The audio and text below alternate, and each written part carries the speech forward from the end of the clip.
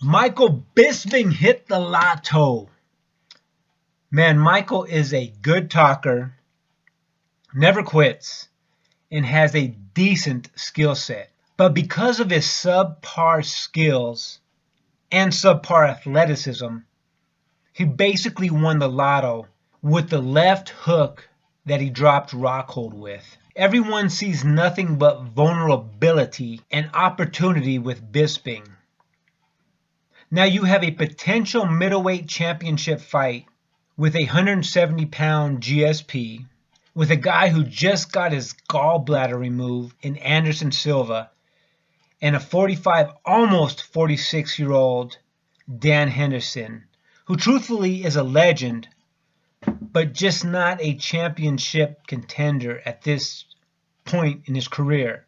And then you have a guy coming off of a suspension in Nick Diaz, who is good, but he probably has a little ring rust. So excluding Nick, all these guys most likely obviously just want to get the middleweight belt and retire as a champion, or pick their next opponents specifically for their style, kind of like Bisping's trying to do right now, just to generate the biggest paycheck possible. The UFC really has turned into an entertainment company instead of a true fight league. Obviously, Jacare Weidman, Romero's on suspension, but maybe Rockhold deserved the fight, although Rockhold should have to climb his way back up to get a chance at the belt. I mean, you got to look at this logically. He gave the belt to someone who in 10 years has never came close to winning a UFC belt.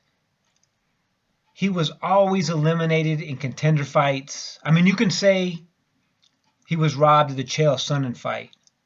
But Bisping should not be a champ.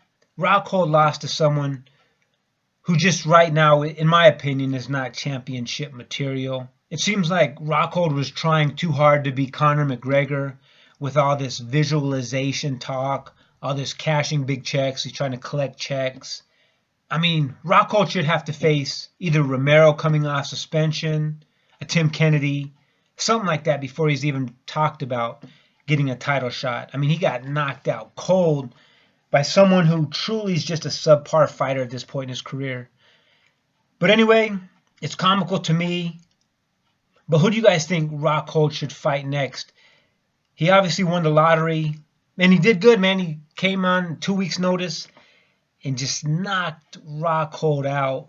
So who should he get next to get this big lotto paycheck?